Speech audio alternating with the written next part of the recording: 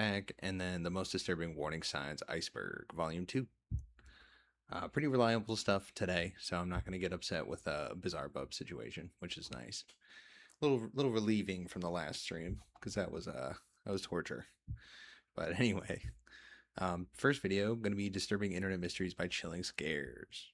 Post, a user named Kaike around mid-2020 beneath a Pink Floyd Instagram post, a user named Kaike Limar22 left a comment that most people probably would have dismissed as a bot spam post and scrolled past without thinking much of it. It read, "Help me. I'm an artist. I'm in trouble. I discovered a cannibalism restaurant here in Brazil. Now there's an agency of espionage torturing me.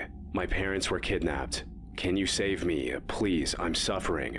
Bro, there is no way he didn't post this on like 100 different posts. Like, why specifically a Pink Floyd post? Like, there's not even an actual Pink Floyd post. Okay.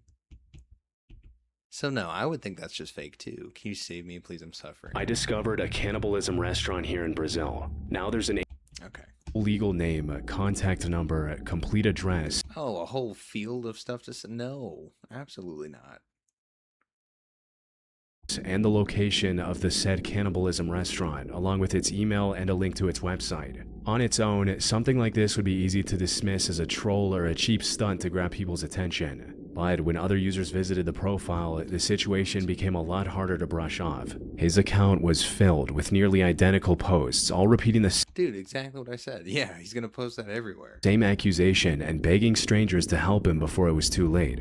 And in some of them, he even uploaded legal documents belonging to himself and his parents as a desperate attempt to prove that the people in the story were real. From there, the trail spread beyond Instagram. His Facebook account and X profile were filled with the same desperate pleas going back as far as 2018. And according to people who had been following his situation, he had also been directly messaging strangers with the same request for help for almost 2 years. Eventually, some users also found an art account connected to him, where he often posted dark and disturbing drawings with captions that used phrases like "destroy fascism" and "socialism is fascism," along with frequent references to the same cannibal restaurant. Because of this, one of the first theories many people landed on was that the entire thing was an ARG attempt gone too far. An ARG, or alternate reality game, is basically a fictional story told through real-world platforms, where creators use social media accounts and online profiles as pieces of the narrative. So, from this angle, Kaike's post could be read as a horror project. Bro, but for 2 years, doing that straight for you gotta be like making money or something from that, or be passionate about it. Like, what is he really doing? That began with his art and then slowly expanded into something much harder to separate from reality. But that theory had one major problem. If this was a performance, it was an incredibly strange one. There was no clear puzzle to solve and no satisfying reveal waiting at the end. Instead, it was just Kaike repeating the same accusation with a level of commitment that made it feel like something he genuinely believed was happening to him. And that left one uncomfortable possibility open. What if he wasn't trying to create a horror story at all? What if he actually believed every word of it? As strange as the phrase cannibalism restaurant sounds, the idea isn't completely unheard of in Brazil. Because just 8 years earlier in 2012, 3 people were arrested in Garanhuns. I think I heard about something like that, like serving human meat. In the Brazilian state of Pernambuco, after the police accused them of murdering at least 2 women, consuming parts of their bodies, and using the rest to make stuffed meat pies that were sold to unsuspecting customers. And what made this case even more... Bro, I feel like eating yourself is a whole different thing than just cannibalism. Like, I think that's a whole nother level of gross. Like, that's further than cannibalism. Like, self-cannibalism? Disturbing was how ordinary the operation looked from the outside. According to the police, the pies were sold even to schools and hospitals. Now, on its own, this case had no apparent connection to Kaike's story. But it did make Kaike's claim feel slightly less impossible than it first sounded. The problem was that beyond the accusation itself, he never provided anything that actually proved what he was saying. And when people tried to approach him directly for more information, his answers didn't make the story any clearer. For instance, when a Reddit user DM'd him and asked about the supposed espionage, all he got back were fragmented responses like, "They're torturing me, it's an evil organization, it's because they're evil." He sounded terrified, but every attempt to get a clear explanation out— It's because they're evil? Yeah, I would immediately drop it. I'd be like, hey, he's not actually, like, he'd be telling you, like, actionable information. Out of him circled back to the same handful of words. And that's what made the website link he had been attaching to his public posts and comments this whole time so important. Out of everything he flooded the internet with, it was the one piece of information that could actually be checked. But when users followed the link, it led to the website of a hospice and rehabilitation center. When entered into Google Maps, it takes you to a medical facility called Baramed Support House. Well, see, then it could just be something he had a bad experience with, and now he's just trying to get the place shut down. The building itself looked completely ordinary. Nothing about it pointed toward the kind of horror Kaike was describing. Even the Google reviews described it like any other care facility, with patients and families praising the staff for their attention and support. And these details changed the entire shape of the mystery. Maybe Kaike wasn't exactly lying. Perhaps he had been a patient in this medical center at some point, and because of some kind of severe paranoid psychosis, he had come to believe that the doctors and caregivers around him were not treating people, but harming them. It would explain why his story never produced any solid evidence, while also explaining why he seemed so genuinely terrified every time he repeated it. But, as believable as this theory sounds, it has one major problem. Nowhere on Baramed's website did it describe itself as a psychiatric facility or somewhere that treats severe psychological disorders. Their service seems to be directed mainly toward elderly patients. This makes it less likely for Kaike to be a patient at this medical center. But after spending more time with the details of this case, I started to notice something that I haven't seen anyone else point out. Kaike's posts always mention two things together: the cannibalism restaurant and the claim that his parents had been kidnapped. And in some of his most desperate uploads, I kind of overlooked that part, the parents were kidnapped part, just because the cannibalism restaurant part is so dramatic. And the claim that his issued identity card as proof that she was a real person. At first, that seems like a strange thing to prove. Nobody was questioning whether his mother existed. But Baramed is a continuing care facility. It's the kind of place where families admit elderly relatives for long-term treatment. And if Kaike's parents had been placed there by other family members and he didn't understand or didn't accept the decision, then everything about his story starts to look different. In his mind, his parents hadn't been admitted for medical care, they had been taken against their will, and the people looking after them weren't doctors, but something far worse. It would explain why he posted the same address hundreds of times and couldn't give a clear answer when people reached out to him. And it would explain posting his mother's identity card for the world to see. He believed someone had taken her, and no one around him was doing anything about it. Dude, I think that's even worse, though, that he actually thinks that this is real, like it's actually happening to him, and it's not an ARG. That's actually more disturbing. Either way, both theories still rely on the same foundation, that Kaike was mentally ill, and that his paranoia had gotten severe enough to twist a normal care facility into something horrifying inside his own head. Dude, unfortunately, there is no way to confirm any of this, because at some point after the story started gaining attention online, all of Kaike's accounts went dark. It's possible that the people around him or someone who knew him eventually stepped in and got him the help he needed. But until Kaike himself resurfaces or someone who knew him comes forward with an answer, this is where the case stays. Wow, now that's probably going to be it, though. It seems like he stopped posting as of recently. Like that was 2-year span, but now he's done with that. I mean, at least there was no update. But that is pretty intense. On April just to be so deluded and not let any, like, someone's probably had tried to reach out and help him, but like help him understand. 1st, 2009, a YouTube channel named Bobby Joe Blythe 007 uploaded a strange video titled Jesus Taught Me. It was old, blurry footage that was clearly transferred from a VHS tape and recorded in an entirely different era. Just taken on 13 December 1984, Looks about like 7 p.m. At first, it didn't get much attention and sat on the channel with almost no views for weeks. But when it finally caught the attention of viewers on martial arts forums, it quickly became one of the most disturbing pieces of footage to ever surface on the internet. The video opened inside a small karate dojo in Dumfries, Virginia, where a thin, soft-spoken man had apparently walked in off the street and told the people inside that he'd been trained in martial arts by Jesus Christ himself. Oh, wow. That's quite a claim, buddy. I mean, does that mean you're good at it, though? This guy, He wasn't much of a karate guy, was he? like I say, he's a priest. He's a 10th degree red belt. And who'd you say promoted you to 10th degree red belt? Jesus did. Okay. Now, a he's just riding with it, though? claim like that obviously suggested the man may not have been in a normal state of mind, but he never came across as aggressive. In fact, he was even clear that he didn't want to hurt anyone, and that he only intended to demonstrate what he had learned. I won't brag or anything of that nature, but I can demonstrate. Okay, demonstrate on him.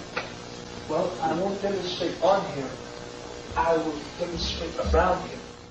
The other two men in the frame were the owner of the dojo and one of his I don't know if you really cleared anything up there, buddy, about him instead. That doesn't really...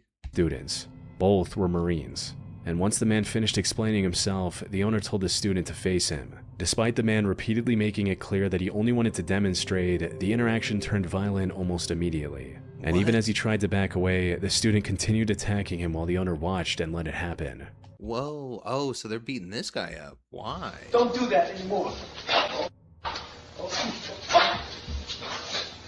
Oh, is it because he clearly doesn't know what he's doing? No, just don't do that. Good. I'm not a fighter. The situation continued to escalate until the man was badly hurt and lying almost unresponsive on the floor, while the owner told the others to drag him out. The video then cut to the camera focusing on the floor, where a trail of blood led toward the exit of the dojo. And, according to the description beneath the video, the man was later found by police officers inside a dumpster behind the building, strongly insinuating that he had been killed. But neither the footage nor the description made it entirely clear whether the man had actually survived what had happened to him or not. And that was what horrified everyone who came across the video. So once martial arts forums got a hold of the clip, it spread fast, and people started trying to figure out where it had come from. The first major clue was the username of the channel itself, which led viewers directly to Bobby Joe Blythe, a former... Well, it's your goddamn name, buddy. You should be doing nefarious things when you got your name plastered out there like that. U.S. Marine, and the same man who appeared to be giving orders in the video. As for the dojo, it had been a storefront in a shopping center in Dumfries, Virginia. By the time the video appeared online, the place had already been shut down for years. These details only made the entire situation more difficult. So it's just, they never got around to it? Like, how did they miss that? It had been a storefront in a shopping center in Dumfries, Virginia. By the time the video appeared online, the place had already been shut down for years. Gotcha. These details only made the entire situation... Oh, dude, I'm a dumbass. It's because it was like 1984. Like, people weren't just posting everything they were recording. They weren't even recording anything.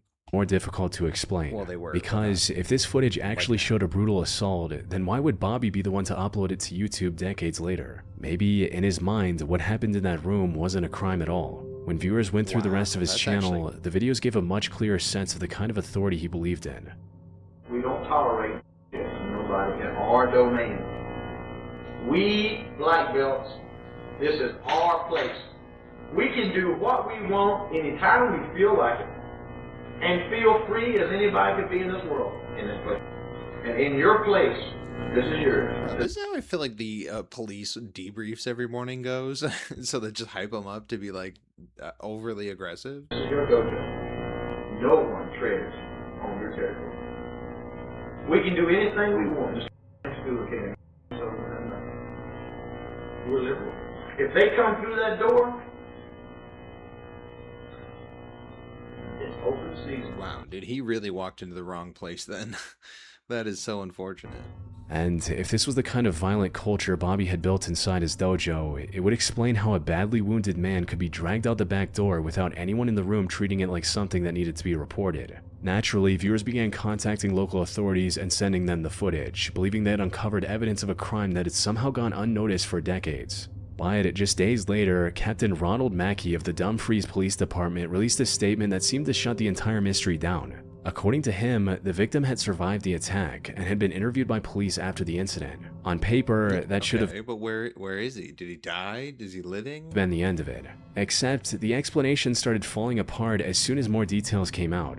Another official who was a retired police detective named Chuck Feldbush also claimed the man survived, but his account made the investigation sound far less thorough than the department's statement implied. Officer Chuck said he personally knew both Bobby and the victim, describing the man as a homeless guy who lived in the woods near the dojo. In his own words, "You could tell he had been beaten severely, but he wasn't very cooperative." Bro, I mean, why didn't he even make up something a little bit better? Like, you got your black belt from Jesus? Like, that's kind of insane, bro. Like, you can't think of a more compelling lie? And didn't want to pursue charges. But if that was the entire basis for closing the matter, it also meant that the police never really conducted a proper inquiry into what happened inside that dojo. More importantly, it made the official claim that the victim survived almost impossible to verify. because even if the attack didn't kill him immediately, it's still possible that a severely beaten, mentally unstable homeless man could have easily died days later from untreated injuries without anyone noticing. And since none of the officers involved could even remember his name, Yeah, but they're just gonna write it off because he's homeless, and that's the unfortunate part. there is no way to trace where he went after that. Searching for hospital records and missing person reports from the area doesn't bring up any matches. And with no more leads to follow, people online started looking deeper into Bobby's background instead. According to several sources, Bobby's dojo may have attracted more than ordinary martial arts students. His background as a former Marine reportedly brought in bodyguards, other Marines, and possibly even... Yeah, you can kind of tell just with the way he goes about it that he's like, he's like Marine intense. Local police officers. It's just if that's true, it could explain two things at once. Why the response from the local authorities felt so strangely muted, and why Bobby felt confident. That made it sound like I think he's right about doing that. He's definitely not. Enough to post the video publicly in the first place. And if both of those things are true, they point to a simple but uncomfortable possibility. That the case didn't go anywhere because the people responsible for investigating it were too close to the people involved. But that is where the facts end and speculation begins. There is no direct evidence proving that local officials deliberately buried this, and no, but especially back then, bro, they weren't even wearing body cams or nothing. Like, we were just going off people's words, so we don't actually know any of that stuff. And then that's why when the DNA came out, all that stuff got like reversed and stuff. People got like convicted and everything, so they're not right all the time. A lot of time they aren't right because they don't have the info. And they don't even wait to get it. They just kind of rush the situation. Nothing about the case directly indicates that Bobby was protected. That said, without the victim ever being clearly identified, it's impossible to prove or disprove any of these theories. Which is also why, despite thousands of people online trying to dig through the footage from every possible angle, there has been no meaningful development to the case over the 2 decades since the footage first I kind of want to see the video, but I don't know if I should do that to myself. surfaced, leaving the entire mystery trapped between 2 possibilities. Either the unnamed victim survived one of the most brutal assaults ever posted to YouTube, then vanished back into a life where no one could find him, or... The way he's talking it up makes me feel like I kind of have to at least look for it, Okay, yeah, no, they're just fighting. Oh. Wow. No, that was so much worse than I could have thought. Oh, boy. Don't go looking for that video. Oh, man. Didn't want to And they said that was like he was fine. They saw the video and they were like, yeah, no, that's okay. once. Why the Dude, he could have shown like some of it and like blurred it out, That's between 2 possibilities. Either the unnamed victim survived one of the Okay, yeah, no, that was pretty much where we were at, I think. that belonged to his supervisor, Cody Erickson, 16. We're going on to the next one, I guess. On June 6th. Oh man, no, that's crazy. No, that video is like intense. That is incredibly disturbing. I see why he barely showed any of it there. 16th, 2016, a security guard in Utah picked up something on an old AM radio that would go on to be one of the creepiest pieces of audio in recent internet history. The guard's name was Cody Erickson, and at the time he had been working a swing shift at a bank management building somewhere in Utah. Inside the security office was an old AM/FM radio that belonged to his supervisor. And since Cody had already finished his tasks for the night and was just waiting for the next guard to come in, he started turning through the AM stations to pass the time. Most of what came through was Are we sure about that? That sounds kind of like sketchy. exactly what you'd expect from an old radio late at night. But then, somewhere between a sports station on one side and an old music station on the other, Cody heard a woman crying.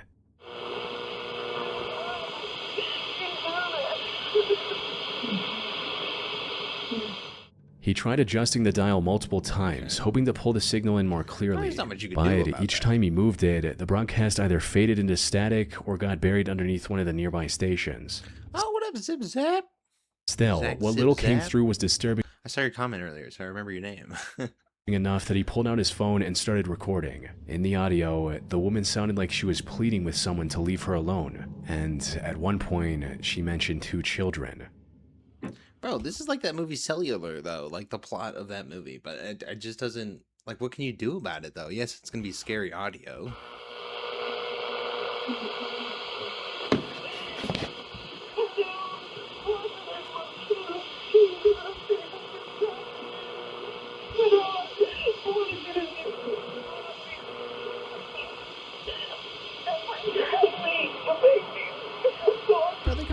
about any?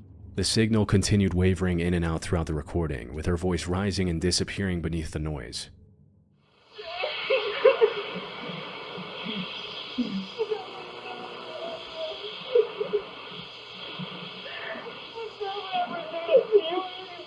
Okay, no, this is sounding more ominous as we go.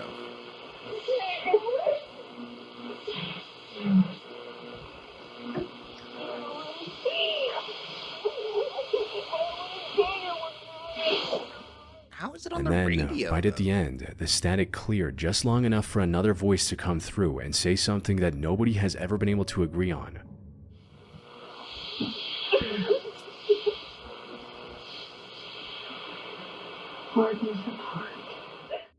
To most people who heard it, the words sounded like, "rip her apart."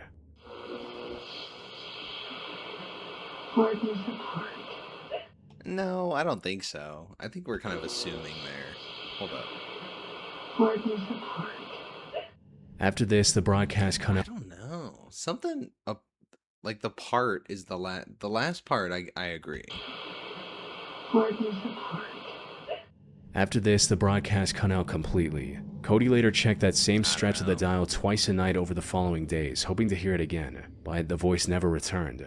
So, left with a recording he couldn't explain, he uploaded it to YouTube, hoping someone online might be able to figure out Well, where it's unlisted. How did you find it? it had come from. The first, and probably the most comforting theory that the internet came up with, was that the recording was just a scripted performance. The reason is that AM radio isn't as predictable as FM. Depending on where you are, Dude, that would actually be a really good, like, that's what I initially said, that was weird. Like, his post about the radio and the times like that, I was like, nah, something sounds weird. But no, I mean, yeah, he was getting it right with the sound, so I kind of couldn't get him there. So I really was buying into it, but and how late you're listening, the dial can pick up all sorts of broadcasts, including old horror dramas and detective shows. So, according Do to we this know theory, what it Cody could is? have simply tuned into the middle of a fictional scene, and the crying woman was just an actress, while the distorted signal made the performance sound a little too real. Some other users also suggested that it could have been a drive-in movie theater leaking its audio into the radio. For those who don't know, Ooh, oh my god, that's actually maybe like the best explanation for that. I wouldn't have even thought of that. suggested that it could have been a drive-in movie theater leaking its audio into the radio. For On AM though, do they have you? They do, right? Do they have you tune into AM? those who don't know, outdoor theaters often transmit film audio over short-range radio so viewers can listen through their car speakers, and that signal can occasionally bleed onto nearby frequencies, which would mean what Cody heard was nothing more than the climax of some horror film leaking out of a transmitter all somewhere down the different. road. But while both of those explanations make sense on the surface, they run into two problems. First, over the years, no one has been able to identify any piece of media, including audiobooks, films, radio shows, and horror dramas that cleanly Okay. matches the phrases heard in the broadcast. And second, most modern drive-in theaters tell customers to tune into an FM frequency. I thought, bro, I knew he was gonna. I was gonna Google it too because I was like, I think I'm right. I think they don't use AM. But what was the other part he said? That you could, like he said, as an actor, like you wouldn't have to have it be pre-recorded and posted elsewhere if this was your whole skit, you know? Not the AM band Cody was listening on. So while a movie or radio drama is probably the easiest explanation to accept, it still doesn't account for why the source has never been identified. But probably the biggest reason people struggle to believe the performance theory was that the crying didn't sound staged. It didn't have the rhythm of an actor waiting for a line, or the clean emotional arc of a scene written to build That would be a tension. good It sounded actor, broken bro. and uneven, like someone who is struggling to hold themselves together. And this led one Reddit user to suggest a very different theory. According to them, the recording may have come from a call-in radio show, possibly one where distressed callers reached out to a church or counselor for help, and the woman might have been crying while describing something terrible that had happened to her in the past. This would also explain how the final line might have been misheard. Instead of "rip her apart," the voice might have actually said 4 years apart, which would fit much more naturally into a Bro, I knew it was a part. I guess it would depend how you like pronounce it, really. Like rip her apart or rip her apart, you know? Just like kind of together. conversation about grief or family trauma. But without the name of the original program, there's no way to verify this theory either, leaving the mystery exactly where it started. I mean, that one sounds kind of outlandish, but because I don't, do they have public radio stations that are for trauma lines or whatever, or that doesn't even make sense. You would want it to be private. So I don't know. I think it makes the most sense that this is just something that somebody made as a project altogether, and that's why you can't find another copy of it. You know, like they just were very thoughtful in the making of it. Because bro, I initially said, bro, like the post was weird, like something about it was kind of off. I just didn't know exactly what it was. I just want to see the post again. Yeah, like he's like fiddling with the radio like randomly. Belongs to my supervisor, listens to talk shows during his daytime shift. And then you got the date down, like, it just seems a little weird. Was killing time before I got off work. So you're just like neglecting your job, playing with this radio on AM stations? Like, I don't know. It just sounds weird. I don't buy it. Bleed on. I don't buy anything though, so, you know. Distress call fit much started. Could have been a leaked signal from a baby monitor nearby. Okay, now we're just reaching though. That seems like a little. Older baby monitors and wireless security cameras are known to transmit on frequencies that nearby receivers can accidentally pick up. And while that alone doesn't explain every technical detail of Cody's recording, there are real cases where this exact kind of stray signal ended up exposing something deeply disturbing happening inside a private home. For instance, in February 2004, a man in Milwaukee installed... We never will know, dude, because there's so many like he's saying, dude, there's so many possibilities, but there's no way we would be able to tell.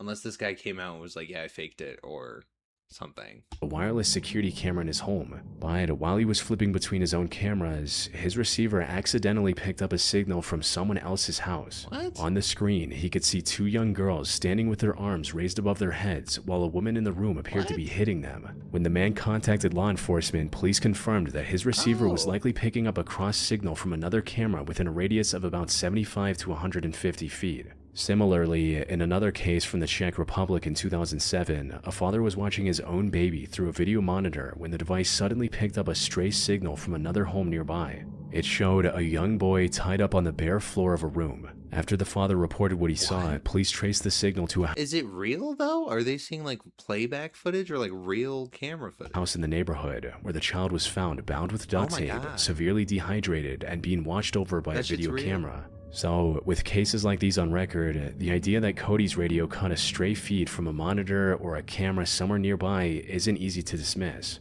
And if that's what happened, then what he was listening to may have been an act of domestic violence, or something much worse, playing out in real time. Unfortunately, without the original broadcast ever being identified. Well, that's crazy, because I thought it was like a fake depiction of what would happen in like a movie. Like only in a movie, but those cases sound like a movie.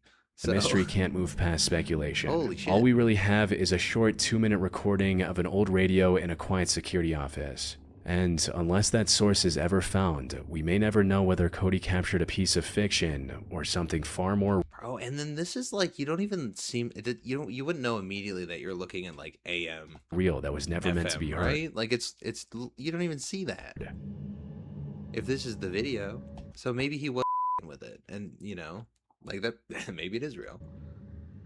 On May 1st, Dude, that's what Chilling Scare is so good, dude. He gets like, he digs down in it, you know? I feel like all the other ones, like the scary videos, just like, oh, well, it could be real. I don't know. 1995. I don't understand it. A University of Arizona student named Brian Hance was flipping through the campus newspaper, the Arizona Daily Wildcat, when a strange full-page message on page 16 caught his attention. The page was filled with mathematical symbols, scientific notations, and historical references, including an image of Martin Luther surrounded by formulas and cryptic diagrams. At the top, it carried a simple title, May Day 1995. At first, Brian didn't think much of it, assuming it was either an invitation I would flip right past that. That looks like a bunch of noise. To some college fraternity or some secret club. But this assumption would be proven wrong over the next 2 years, because every year a new version of the same kind of message appeared in the paper. The pages blended mathematics, maps, biblical passages, historical figures, scientific diagrams, and fragments written in Latin. That's before ChatGPT, so this dude really had like a madness episode. Latin, Greek, Hebrew, German, and other languages. Some even included musical notation or hand-drawn illustrations. Others referenced philosophers, theologians, and pivotal moments in history. By 1997, Brian was working as the web administrator for the Arizona Daily Wildcat, which gave him access to the paper's entire archive. So he spent days digging through decades of old issues, and what he found unsettled him on two fronts. First, these cryptic pages weren't new. He found similar messages stretching back years, eventually tracing the mystery back to the early 1980s. Second, despite appearing in the newspaper for years, no one at the Daily Wildcat seemed to know who was behind them. The ads were simply... The people that are working, it seems like they have too much time while they're working. Like, what are y'all doing? Like, going on entire investigations, like, they're on work time. Delivered through a lawyer, leaving the real author completely anonymous. So, to keep track of everything, Brian created MaydayMystery.org and began archiving every page he could find, hoping that if enough people looked at them together, someone might finally crack what they meant. A couple years ago, my walkie-talkie picked up on some frequency. Some voices were coming through. I'd turn that thing off and on. I would just ignore that. I'd be like, yep, no, we're gonna pretend that never happened. Digging through the web, it needs to get like paranormally insane in here for me to be like, okay, let's deal with that. Website, you'll find that although every issue brought a different looking puzzle, some elements kept repeating. The first and most obvious was the hand-drawn smiley face, which over the years had become something like a signature or logo for the person or people behind the mystery. It looks like a cartoon. It looks like Doug, but with huge ears. A small, smirking man with two dots for eyes and a sly grin tucked into the corner of page after page. On top of this, Martin Luther also appeared repeatedly, either directly or through references. And so did one particular word, leitmotif. It's a German word that means recurring theme, which is interesting because recurring themes are exactly what these advertisements seem to rely on. At first glance, it's easy to dismiss the archive as the work of a schizophrenic, a theory that has been debated for years on the internet. But after combing through dozens of them, there are two reasons why I don't think that theory holds up. For one, the advertisements are incredibly detailed. Dude, that's what I'm saying. Like, how would you even get to the bottom of this? How are you going to tell me what this means? Like, I would have no idea. They pull together mathematics, history, religion, science, multiple languages, maps, and recurring symbols in ways that stay surprisingly consistent over decades. Then there's the money. By 1997 alone, dozens of Mayday advertisements have already been published, and new ones have continued appearing almost every year since the early 1980s, with smaller updates being released in between. A full-page ad in the Wildcat can cost hundreds of dollars each time, which suggests that whoever was behind them had both the financial resources and a long-term commitment to the project. For years, the identity of the people behind these advertisements remained a complete mystery, until Brian finally found the first real lead. It wasn't the anonymous author, but the man who had been submitting the advertisements to the newspaper for years, a Tucson attorney named Robert Truman. He's like, bro, this is not going anywhere. I need to, like, find a new strategy. Brian first learned about Robert after unexpectedly receiving an email from him. Robert confirmed that he acted as the legal representative for the people behind the advertisements. Yet, despite acting as the middleman, he consistently refused to reveal who his clients actually were. And from that he's kind of got a duty not to do that, though. I mean, he's trying to protect them. Point on, Brian's investigation became part of the mystery itself. He began receiving carefully scripted phone calls, cryptic mail, and packages postmarked from Las Vegas and routed through Pakistan, some containing foreign stamps and Middle Eastern coins. After he fell behind on website updates because he was sick, he even received a get well card. None of these messages were openly threatening, but they made one thing clear. Whoever was behind the Mayday mystery knew exactly who Brian was, and they were paying attention to his investigation. And this naturally shifted all the focus towards Robert, because he wasn't a random attorney. He had studied at the University of Arizona, earned a doctorate in theology, became a member of Mensa, the highest IQ society in the world, and reportedly spoke several languages, including Dutch, German, Greek, Hebrew, Latin, Russian. How does anybody even get into that at all? How is there like a group of people that are like that? Spanish. So when you compare his background to the advertisements with their theological references, historical figures, and multilingual fragments, that's what I'm saying. This is just too smart for me, dude. I just can't even understand it. It becomes easy to understand why people began to suspect he was more than just the lawyer. There's one more detail that makes the connection a lot stronger. If you pull up Robert's old University of Arizona yearbook photo, he appears to have close cropped hair, the eyebrows running almost straight across, and a faint smile, all of which looks exactly like the little it kind of does look like him, huh? Smirking man at the bottom of pages. However, he has repeatedly denied being the sole creator. Instead, he claims he was representing an organization known as the Orphanage. In interviews over the years, he described the Mayday mystery as a work of art, while also suggesting there was a real society behind it who dealt with future events. He also insisted that everything needed to understand the mystery is already publicly available on Brian's website, encouraging people to pay particular attention to its theological themes. But if the orphanage is real, no one has been able to prove who they are. Over the years, theories have ranged from a political activist group with roots in the Vietnam War era, to an alternate reality game, to a massive work of conceptual art designed to reward only the most obsessive investigators. Oh, that's what we still don't know. It's just a puzzle. Yet, none of these theories explain every piece of the mystery. And it's not because people haven't tried over the decades. One young woman once drove from Phoenix to meet Brian at a cafe in downtown Tucson, carrying a thick binder of research.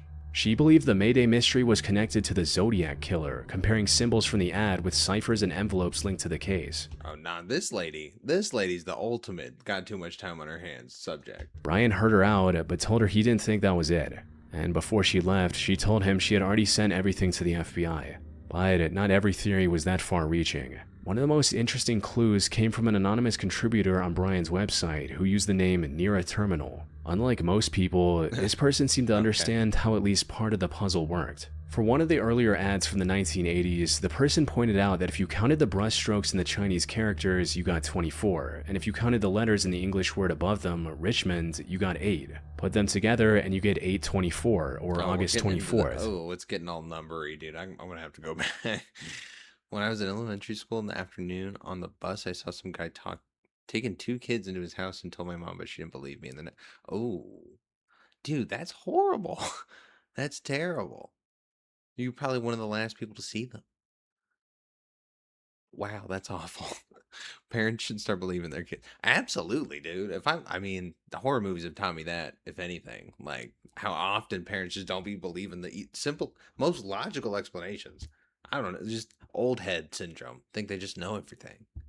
And sure enough, the next ad in the series had appeared on August 24th. However, it remains as one of the only times anyone has ever produced a clean... This is just so confusing, because there's no, like, resolution. Verifiable decode of any part of the mystery. Brian became convinced that Near a Terminal was somehow connected to the orphanage. However, even that breakthrough only cracked one tiny piece of one ad out of hundreds. And that is... Pimp email 34?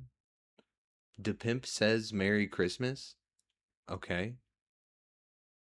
The pimp says new ad coming tomorrow. The pimp returns. I don't even know what this is, dude. That breakthrough only cracked one tiny piece of one ad out of... Pimp email 144. Is pimp mean something else? Hundreds. And that is what makes the Mayday mystery so unsettling. Every time one part begins to make sense, the larger picture becomes even harder to see. On one occasion, Robert claimed that the mystery went back even further than the newspaper ads. According to him, the first message existed long before 1981, but in a different medium. He refused to say what that medium was, only explaining that the earlier messages were designed so that someone would have to be inside the group to even recognize them. Which means you'd think you would keep it that way, though. Brian's site may not even contain the complete archive of these puzzles. Nonetheless, for nearly 3 decades, Brian preserved the ads, letters, and any clues connected to the mystery. But even after all this, he never came even close to understanding what the messages actually meant. After more than 40 years, countless investigators and... I don't think you're meant to solve it. I think it's meant to make you think you can, and then you never get anywhere. Hundreds of theories, the Mayday mystery remains unsolved. I mean, that's pretty intense. That's like the most high IQ like puzzle ever made, or they're lying. But it seems kind of legit though. On September 12th, 2000. Wow, no, that one's crazy actually. I actually really like that one. 2008. It was really confusing. I felt on the outs of it, but... On September 12, 2008, a 49-year-old Delta Airlines employee named Charles Peck was on his way to Los Angeles for a job interview. The interview was at Van Nuys Airport, and if he got the job, it would finally allow him to move to California and marry his fiancée, Andrea Katz, who had been waiting for him in Westlake Village. But unfortunately, he never managed to reach the station. Instead, he became part of a tragedy whose mystery remains unresolved to this day. At around 4:22 that afternoon, the Metrolink train he was riding collided head-on with a Union Pacific freight train near Chatsworth, California. It was later found that the Metrolink engineer had run This one, 4 more minutes on this one. the red signal because he was distracted by his phone, texting just seconds before the impact, What up, chicken? which led to 25 people losing their lives, and Charles was one of them. While that was tragic on its own, what happened afterwards is the reason Charles Peck's story would continue circulating online years after the disaster. Bro, is this the one? I think Nick Crowley did a video on this, no? Andrea was driving to pick him up from the Moore Park station when she heard the news of the crash on the radio. She rushed to the scene, and Charles's Yeah, dude, this one, yeah. family soon joined her, hoping he still might be somewhere inside the wreckage. And then, a few hours after the collision, they got their first sign of hope. Charles's son received a call. Yeah, It was from I his remember father's phone. Over the course of that night, Charles's phone reportedly called his son, his brother, his sister, his stepmother, and Andrea. In total, his family received around 35 calls from his number. But every single time they answered, there was nothing on the other end. Just silence or a wash of static before the line went dead seconds later. And because rescuers were still searching through the scene, the calls gave the family hope that Charles was still alive, just trapped somewhere in the wreckage. But roughly an hour after the last call, rescuers finally located Charles's body deep inside the first train after tracing him using the signal from his phone. Bro, and I'm pretty sure the phone was nowhere near his body at all. According to the reports given to his family, he had likely died on impact before any of the calls were ever made. However, one detail didn't add up. Rescuers were never able to find his phone anywhere near his body. Now, for a lot of people online, there was only one way to explain that. They claimed Charles was somehow trying to reach his family from the afterlife. Yo, what do you mean that's the one? I thought we were going to go another direction here. The one way to explain that, I feel like, is the guy was somebody else came across his body, grabbed his phone, and tried to use it to, like, save themselves. And maybe they're alive, maybe not, but they realized, oh, I can't just call the family. You know, that's all the people in his contacts. Dude's a loner. I mean, that kind of makes a little bit more sense than an astral afterlife dimension. But as comforting as that idea may sound, Crazy. even Charles's fiancée admitted it was something she held on to emotionally, not something she could actually defend. So if we set the afterlife theory aside, we're left with a much harder question. How does a deceased man's phone make 35 calls on its own? The most obvious explanation is a phone malfunction. The incident happened back in 2008 when phones still had physical buttons. So if the device was crushed inside the wreckage, it's possible that pressure, moisture, or damaged circuitry caused it to repeatedly dial numbers from Charles's recent calls or saved I contact. mean, that seems kind of outlandish too, though. That don't even seem And plausible. at first, this theory seems to answer two of the hardest questions at once.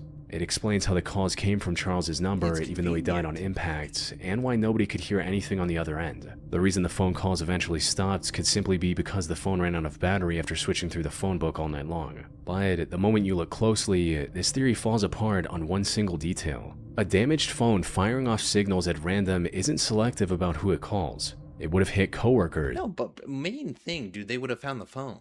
Like, what do you mean? They just never found the phone. It's a problem. voicemail, or wrong numbers.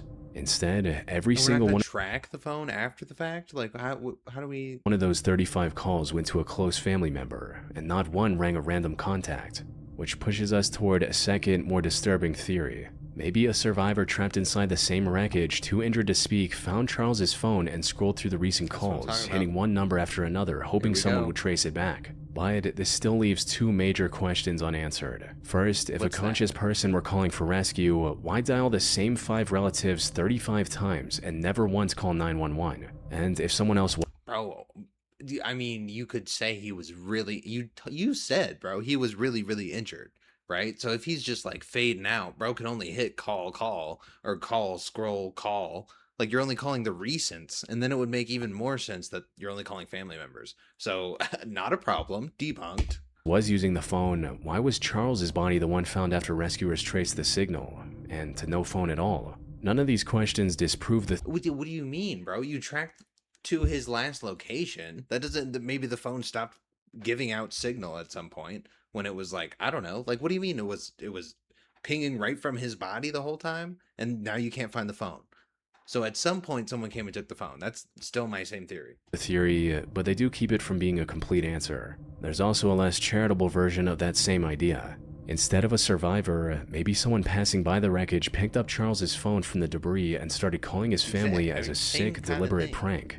And out of every theory so far, Okay, I don't don't know about a sick deliberate prank though. That kind of seems outlandish. 35 times is too much times for a prank. Alright, this is the only one that fully accounts for the missing phone. Somebody took it with them. But it doesn't explain the fact that the rescuers located. Bro, if someone just picked it up and was being goofy, it would have pinged off of like after the fact. You still would have been able to find where it was. If you didn't find it after the fact, you never could find the phone, then it stopped pinging at some point. Otherwise, you would have found it. Or you didn't look good enough. Either way, it's just cops' problem. Charles by tracing the signal from his phone directly to him. If someone really took it with them, the signal should have led rescuers somewhere else entirely. Bro, that's what I said. I mean, we're just like front backtracking over here. What are we doing? It's a little less far-fetched when you learn that the officials handling this case had already made at least one documented error involving Charles. In the initial victim list that was released, Charles was listed as 58 years old, nearly 9 years off his actual age. Oh, jeez. Oh, see, okay, yeah, then it's just a police thing. Then it's not interesting, dude. It's just unfortunate.